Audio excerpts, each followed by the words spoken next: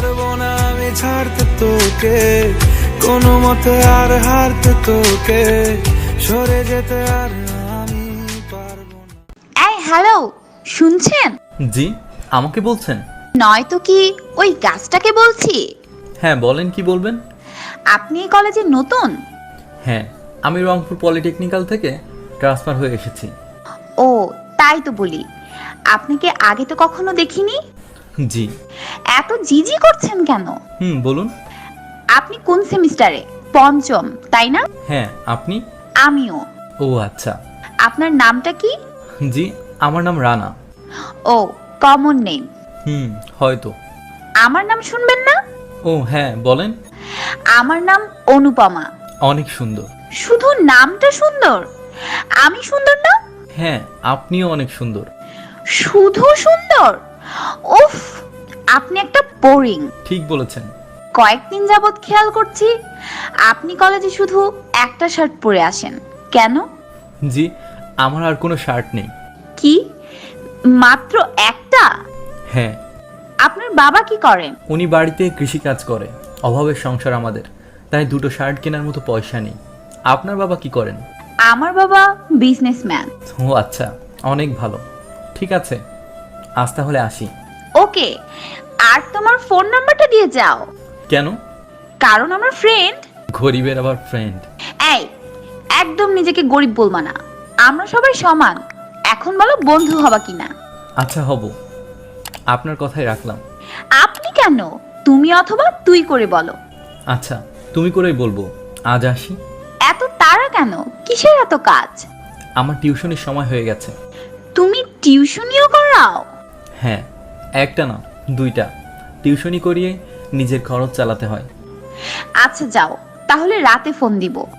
ছেলেটার নাম রানা, অত্যন্ত গরিব ঘরের এক ছেলে। ছেলেটি তেমন কারোর সাথে মিশে না, গরিব বলে। কেউ তেমন ওর সাথেও মিশতে চায় না, তাই সে সব সময় একা একা চলতেই পছন্দ করে। কলেজে ছেলেটি প্রতিদিন একটা শার্ট পরে আসতো। অনুপমা সেটি প্রতিদিন খেয়াল করেছে। ও হ্যাঁ, মেয়েটির পরিচয় দিই। মেয়েটির নাম অনুপমা, বড়লোক বাবার মেয়ে। অনুপমা দেখতে বেশ ভালোই, যে কেউ ওর প্রেমে পড়ে যাবে। অনুপমা খেয়াল করতো রানা তেমন কারোর সাথে মেশে না, আর মেয়েদের থেকে তো একদমই দূরে থাকে, তাই ওর প্রতি একটু জানার আগ্রহ জাগলো। তারপর রাতে ফোন দিল রানাকে। হ্যালো, কে বলছেন? পেতনি। মানে কি? কি বলছেন এসব? ভয় পাইছো বুঝি? আপনার পরিচয়টা দিবেন নাকি ফোন কেটে দিব? ওরে বাপ্পা, এত ভাব! আরে আমিটা কে? যার সাথে কলেজে কথা বললা, মনে নেই? না, কে? আরে আমি, অনুপমা। ও হ্যাঁ, চিনতে পেরেছি। গুড, কি করো? কিছু না, শুয়ে আছি। তুমি? এই তো ডিনার করে টিভি দেখছি আর তোমার সাথে কথা বলছি। তুমি ডিনার করেছো? নাস্তা করেছি। নাস্তা মানে? কি খাইছো রাতে? পাউরুটি আর কলা। ভাত খাওনি কেন? এমনি। ও আচ্ছা, কাল কলেজে আসছো তো? হ্যাঁ, যাব। ওকে বাই, তাহলে কাল কথা হবে। Okay bye. এরপর মেয়েটি ফোন কেটে দিয়ে শুয়ে শুয়ে রানার কথা ভাবতে লাগলো, যে ছেলেটি খুব সাধারণ, মনটা অনেক সহজ সরল। আজকাল তো এরকম ছেলে দেখাই যায় না। ভাবতে ভাবতে অনুপমা ঘুমিয়ে গেল। পরের দিন সকালে উঠে খুব তাড়াতাড়ি কলেজে চলে গেল অনুপমা। গেটের সামনে দাঁড়িয়ে অপেক্ষা করছে অনুপমা, যে কখন রানা আসবে। হঠাৎ দেখতে পেল রানা আসছে সেই আগের রূপেই। মাথার চুলগুলো এলোমেলো, পরনে একটাই শার্ট আর মায়াবী একটা মুখ। গেটের সামনে আসতে, কেমন আছো? এত দেরি হলো কেন আসতে? ঠিক টাইমেই তো আসলাম, 5 মিনিট পর ক্লাস। তুমিই হয়তো তাড়াতাড়ি আসছো। কি জানি, হতে পারে। এই শোনো, চলো আজ ক্লাস করবো না, ফুচকা খাবো।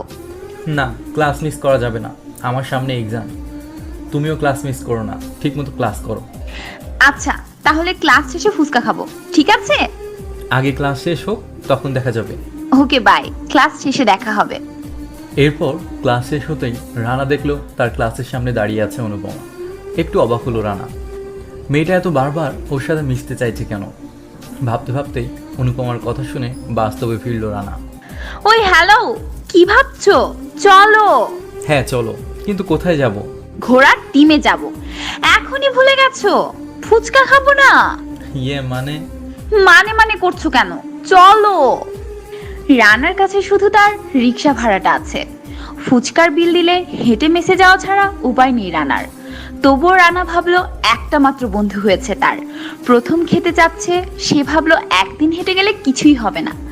তাই তারা ফুচকার দোকানে গেল। দুজন ফুচকা খেয়ে বিদায় নিল। এরপর অনুপমা বাসায় এসে অনেকক্ষণ পর রানাকে ফোন দিল। হ্যালো, কি করো? এই তো মেসে আসলাম। তুমি? এইমাত্র মানে? তুমি না চলে গেলে সেই কখন? এতক্ষণ কই ছিলে? ও, গার্লফ্রেন্ড নিয়ে ঘুরলে বুঝি? আরে না, আমার কোনো গার্লফ্রেন্ড নেই। হেঁটে হেঁটে আসলাম তো, তাই দেরি হলো। সিরিয়াসলি? তুমি হেঁটে গেছো এত দূর? হ্যাঁ। কিন্তু কেন? এত রাস্তা কেউ হাঁটে? মানে সাথে ভাড়া ছিল না তো, তাই হেঁটে আসছি। তার মানে ফুচকার বিলটাই তোমার কাছে ছিল শুধু? আর কোনো টাকা ছিল না আমার কাছে। পাগল ছেলে, আমাকে বললা না কেন? আমি ফুচকার বিল দিতাম। আরে না, কি যে বলো, বন্ধুর জন্য যদি একদিন নাই হাঁটতে পারি তাহলে কেমন বন্ধু হলাম? এরপর থেকে আমি ফুচকার বিল দিব। সেটা পরে দেখা যাবে। তুমি কি করো? খেয়েছো রাতে? হ্যাঁ, আজ গেস্ট আসছিল, সেই রকম রান্না হয়েছে বাসায়। আমি তো খেতে খেতে একদম শেষ, নড়তেই পারছি না। খুব ভালো। এখন একটু হাঁটাহাঁটি করো, ভালো লাগবে। আচ্ছা ঠিক আছে, তাহলে পরে কথা হবে, এখন হাঁটি। ওকে, বাই। ওদিকে রানা আজও পাউরুটি আর কলা খেয়ে আছে। রানা শুধু একবেলা খায়, সেটা দুপুরে, কারণ মেসের 3 বেলা মিল চালানোর মতো সামর্থ্য তার নেই। টিউশনি করিয়ে যে টাকা পায়, নিজের জন্য কিছু রেখে বাকিটা গ্রামের বাড়িতে তার মাকে পাঠায়। এদিকে মেসের খালাটা অনেক ভালো, মাঝে মাঝে নিজে থেকে সকালে তার জন্য একটু ভাত আর আলু ভর্তা দিয়ে যায়। কিন্তু রাতে কখনো না খেয়ে বা কখনো শুধু একটা পাউরুটি আর কলা খেয়ে থাকতে হয়। তবুও রানা আল্লাহর কাছে শুকরিয়া করে, সে এতেই অনেক সন্তুষ্ট। রানা আর অনুপমা আস্তে আস্তে ভালো বন্ধু হয়ে যায়। এভাবেই চলতে থাকে। একদিন রাতে আবারও অনুপমার ফোন। হ্যালো, কি করো? এই তো নামাজ পড়ে একটু বই পড়ছিলাম। তুমি? এই তো শুয়ে আছি। রাতে খাইছো? কি খাইছো? পাউরুটি আর কলা। আচ্ছা, আমি যেদিনই জিজ্ঞেস করি তুমি কি খাইছো, শুধু এটাই বলো, রাতে ভাত খাও না কেন? এমনি, রাতে মিল হয় না আমার, তাই। মিল হয় না কেন? এমনি, মোটা হয়ে যাচ্ছি তো, তাই রাতে খাই না। ও, কিন্তু তুমি তো দিন দিন অনেক শুকিয়ে যাচ্ছ, ঠিক মতো খাওয়া দাওয়া করো না। আরে না, কই শুকাইছি, বাদ দাও তো এসব কথা। আচ্ছা শোনো, একটা কথা বলতে চাই। হ্যাঁ বলো। তার আগে বলো না করবা না। কি? আগে তো বলো। আমি তোমাকে ভালোবেসে ফেলেছি।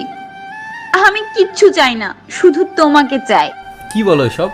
আমরা তো ভালো বন্ধু। বন্ধু হয়েছে তো কি হয়েছে, আমি কি প্রেমিকা হতে পারি না? না, এটা সম্ভব নয়। তুমি কোথায় আর আমি কোথায়? আমরা খুব গরিব, আর তোমার বাবা এটা কোনোদিনও মেনে নেবে না।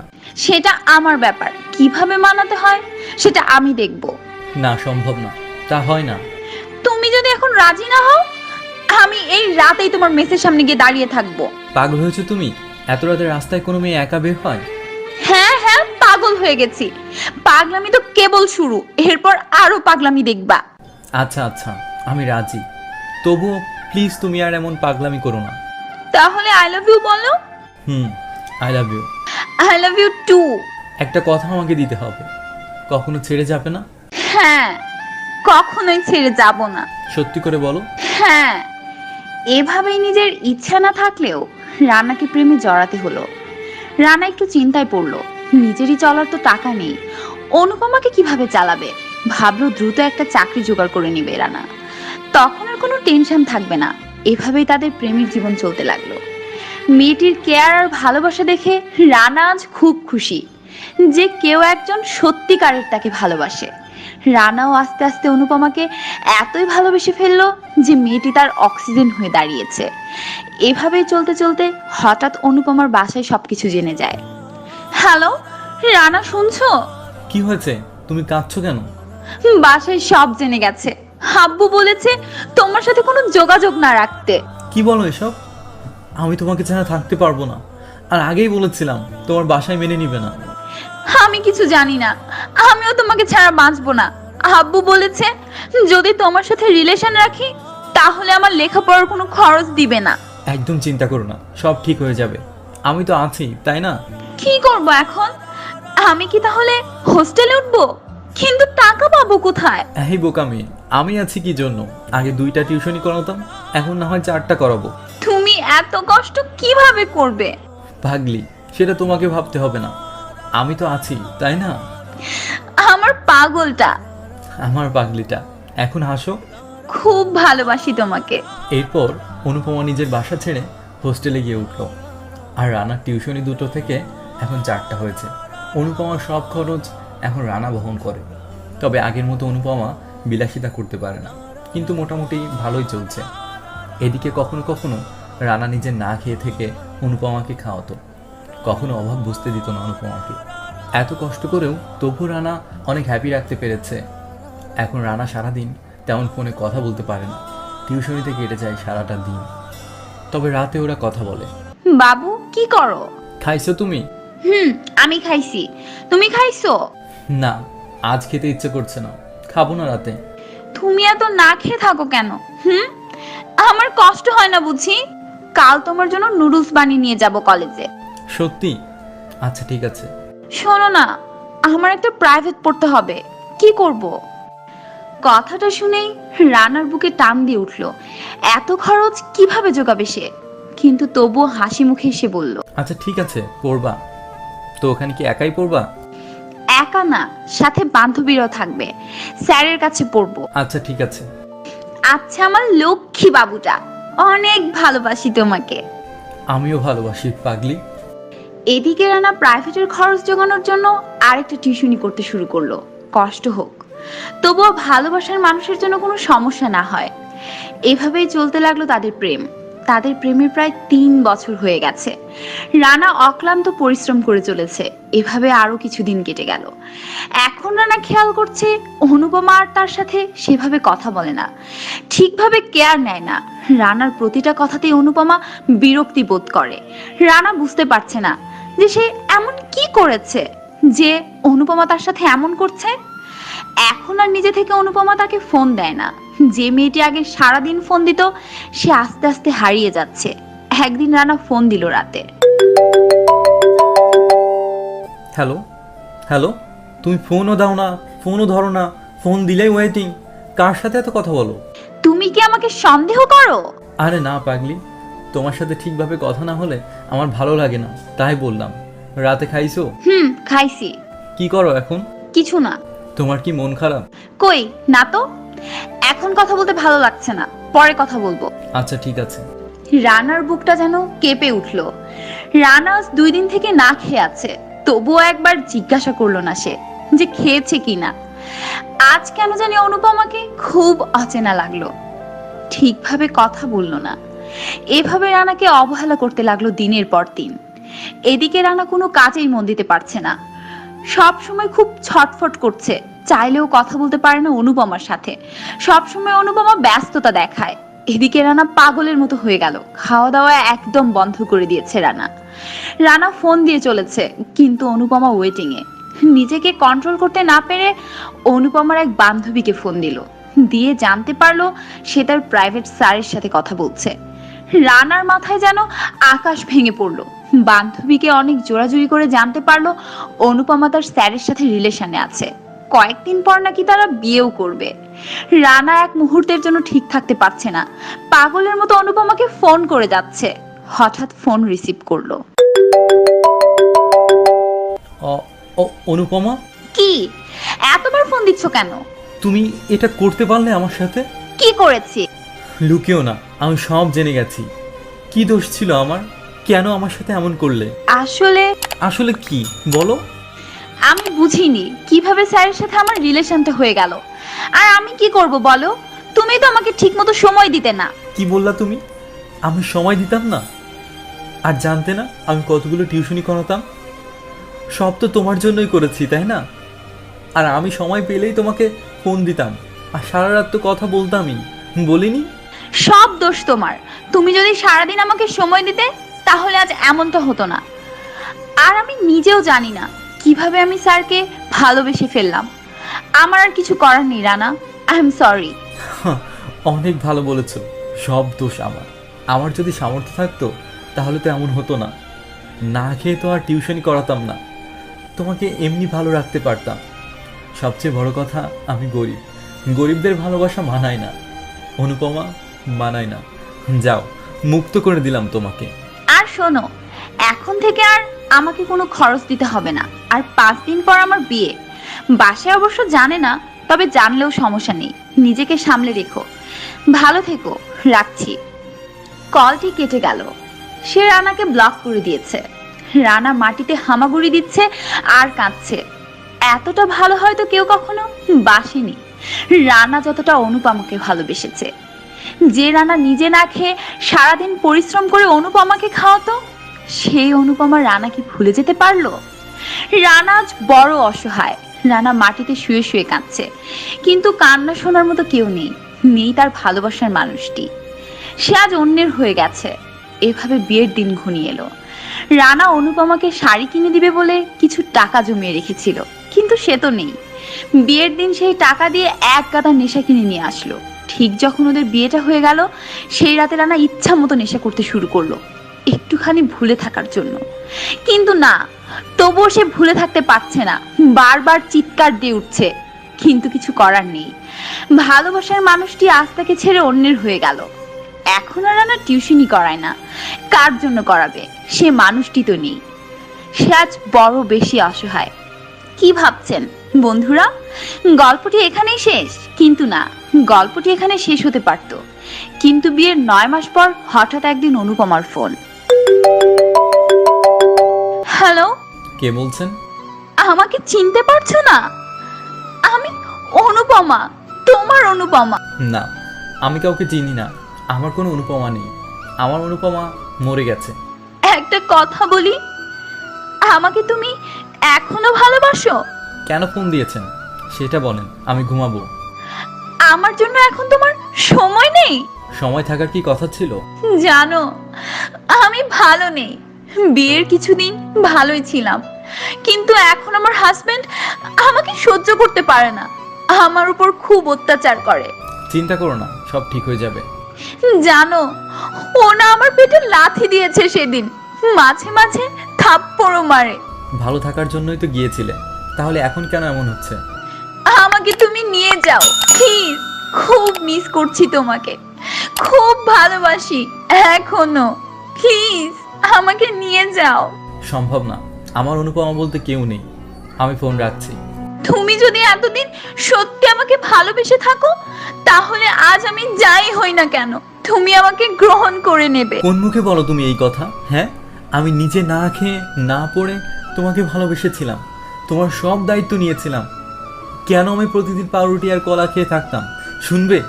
কারণ আমার কাছে টাকা থাকতো না 3 বেলা খাবার, শুধু দুপুরে খেতাম।